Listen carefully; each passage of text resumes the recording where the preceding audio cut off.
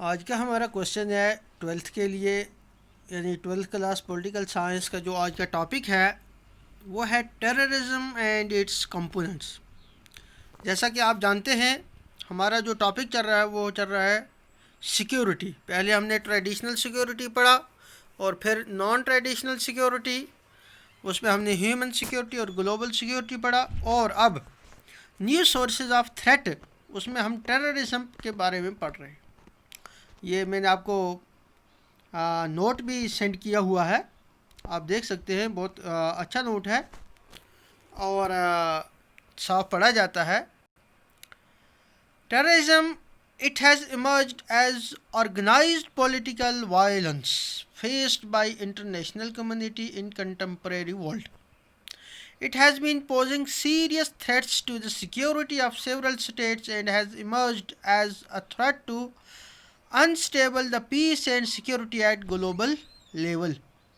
As a concern of non-traditional concept of security since 1980s, a big challenge to the capability of humankind is to keep terrorism limited and under control.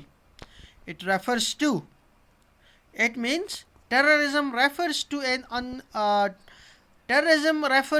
an organized political violence deliberately targeting civilians without any discrimination.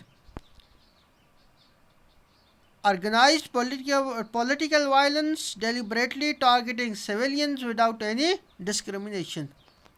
The international terrorism involves people of the territory of more than one state, one or more than territory of more than one state, not one state.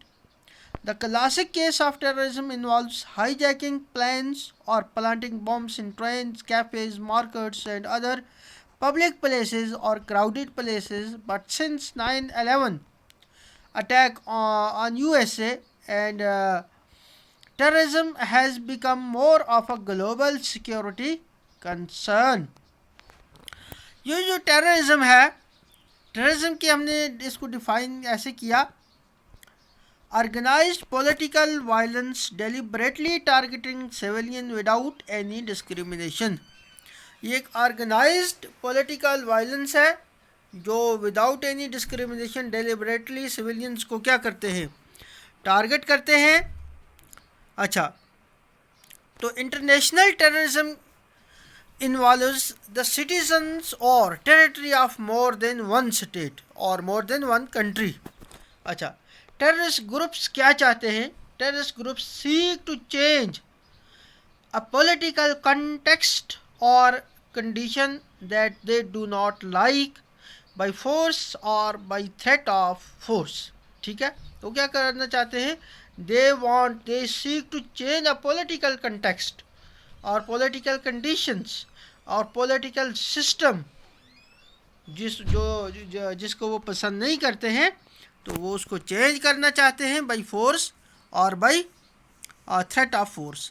जो इसके classic example हैं terrorism के, high jacking of planes, जिस तरह 9/11 attack हुआ और उससे पहले भी कुछ हुए, planting of bombs in trains, cafes, markets, buses and other crowded places.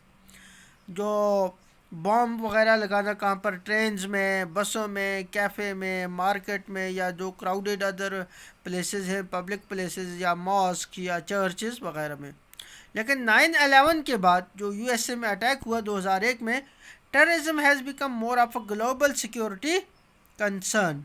तो अब all governments and public have paid more attention to terrorism, though terrorism itself is not a new phenomenon. ठीक है, अब मसला यह है कि इसको लिमिटेड और अंडर कंट्रोल कैसे रखा जाए। तो इसके जो कैरेक्टरिस्टिक्स हैं टेररिज्म के, वो क्या है? It is an organised, planned and deliberate use of violence to fulfil political interest. ठीक, यह समझ आ गया। Number 2, it is an unlawful, inhuman and unconstitutional activity. ये बात याद रखनी पड़ेगी कि it is unlawful, inhuman and unconstitutional. or it is undemocratic and has no faith in human values. Terrorism is undemocratic and has no faith in human values. It is indiscriminate use of violence against civilian and armed forces. It is indiscriminate use of violence against civilian. ये यहीं तक होना चाहिए. जो against armed forces है उसको हम terrorism में इंक्लूड नहीं कर सकते हैं, क्योंकि बहुत से एक्सपर्ट इस चीज़ को नहीं मानते हैं. वो टेररिज्म उसको मानते हैं जहाँ पर सिविलियन को टारगेट किया जाए, क्योंकि जो आर्म्ड फोर्सेस हैं वहाँ पर तो दोनों साइड से वायलेंस होती है. ठीक है, तो आर्म्ड फोर्सेस पर अटैक को हम टेररिज्म नहीं कह सकते हैं.